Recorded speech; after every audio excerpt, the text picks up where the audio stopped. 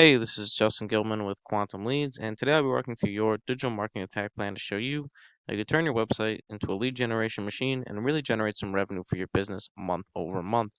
Now, if you take a look at the top here, you'll notice that we're looking at AC repair in Houston, which generates about 1,600 searches every single month. Now, for the sake of time in this video, we're just going to be focusing on this one search term. However, there's many more searches out there when you factor in things like AC installation, AC repair near me, and all these other search terms. However, like I said, for the sake of this video, we are just focusing on AC Repair Houston and showing you how you can turn those 1,600 searches into revenue for your business. So let's take a look at your website first and start there. Now, here we are on your website, and I think you have a very visually aesthetic website that serves its purpose. However, from an SEO perspective, there's a lot more that we can improve on if we want people to be able to find our business online.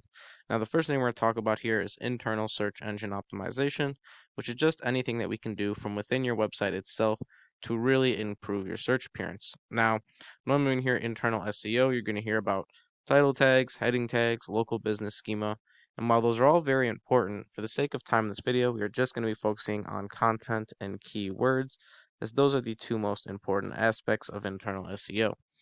So let's start with content. Why is content so important? Well, content is very important because the more content we have, the more we give users to engage with. And the more the user has to engage with, they are more likely to have a positive user experience. And that'll ultimately lead them back to your website in the future or back to Google for future searches. So it makes sense as to why Google would promote a very contentful website because it's a win-win scenario for them. However, I like to recommend about 750 to 1,000 words of content on any given page. And obviously, you can go above and beyond that. However, 750 to 1,000 words is the minimum amount of content I would recommend for a page because that way you still have a contentful website while not sacrificing that visual aesthetic. Because I know a lot of people believe that too much content can be a little overwhelming. So, like I said, 750 to 1,000 words. But you're probably wondering, well, Justin, why don't I just throw up a website with 5,000 words and call it a day?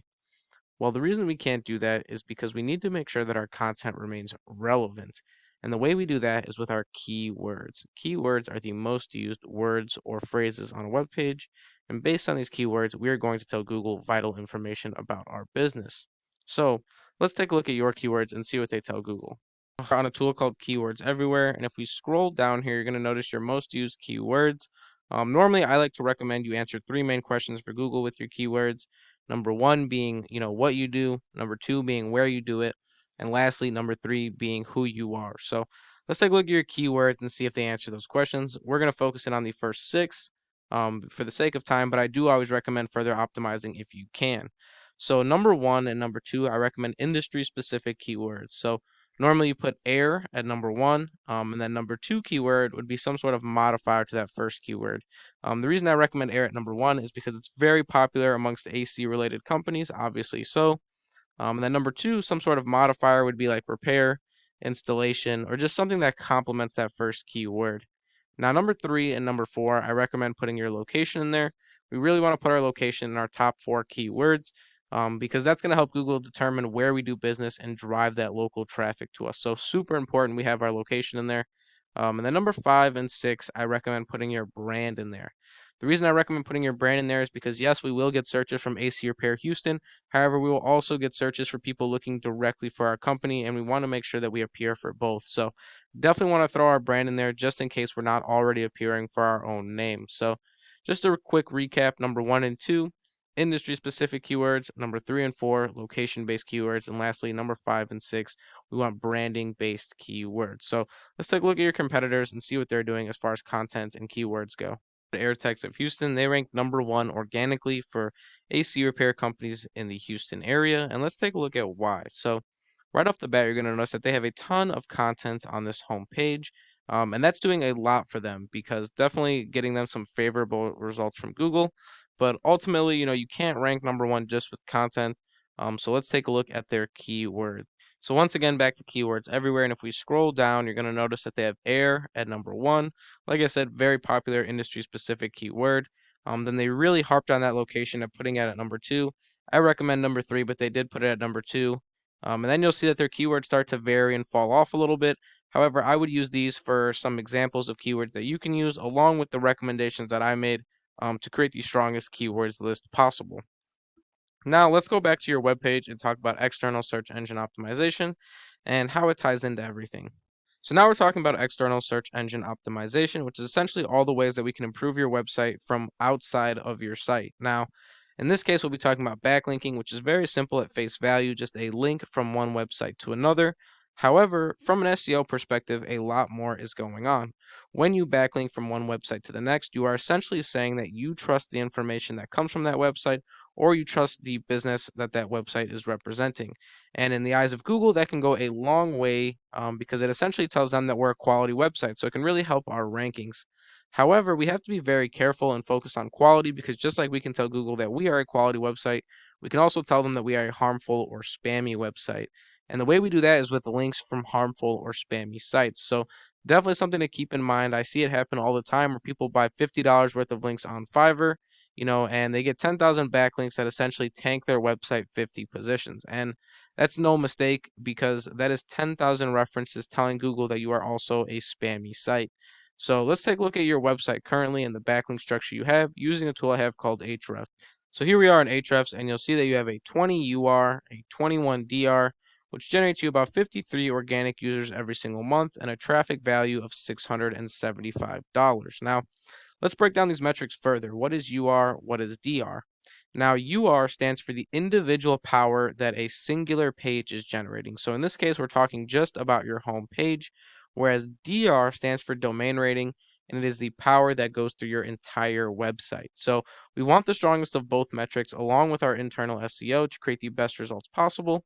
But let's talk about traffic value for a second. How is this stat measured? So traffic value is a stat that measures the buyer intent of each user based on the keyword that they come from. So, based on these 53 users everywhere that they come from, that is determining this $675. So, let me give you an example. For instance, somebody looking for AC doesn't give as much traffic value as somebody looking for AC repair or AC installation.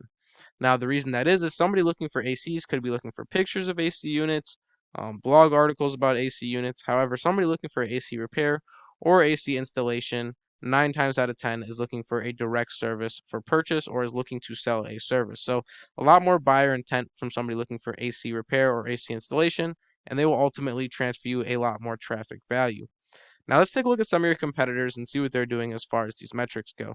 Here we are back at AirTex of Houston with a 33 UR, a 38 DR, generates about 2,000 organic users every single month, and about $60,000 month over month in traffic value. So a lot of value here, and you see the correlation between a strong SEO structure and the amount of value generated for your business. Now, if we keep working down the line here, we have Abacus Plumbing with a 26 UR, a 46 DR, generates them about 460 users every single month, and ultimately generates them about $16,000 month over month in traffic value. So, like I said, a lot of value here. But let's go back to the Google search engine results page and talk about the Google My Business profile. The Google search engine result page. And if we scroll down here, you're going to notice the organic search results, which is what we've been talking about. However, if we scroll up here, you'll notice this Google Map Pack. And now this is super important because it gives businesses a second place that you can win online. And now if you can essentially take the number one spot in both the organic search results down below and this map pack, you guarantee that 1,600 people see your business first before looking at another business. Now, first thing is that you have to verify your business to get into the map pack via postcard with Google, which is 100% free.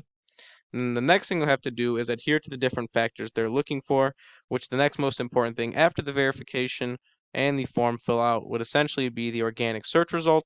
It's super important we have a strong ranking because it also influences the map pack.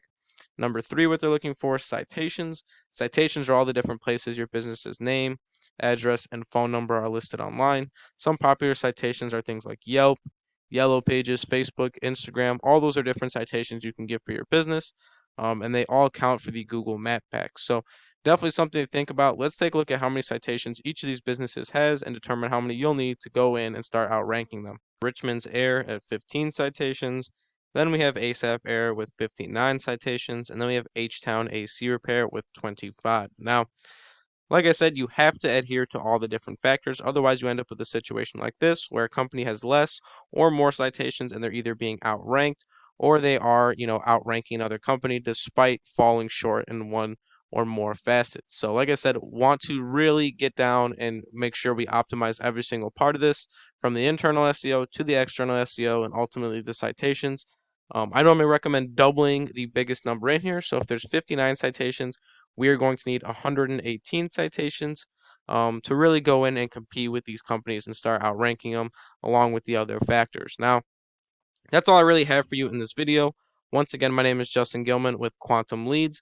I'd love to set up a meeting with you after to talk about anything not mentioned in this video or any questions you have about this video. So feel free to click the button in the email to schedule a meeting with us. Like I said, we'd love to have you do that. But once again, I hope this video was very educational, and thanks for watching.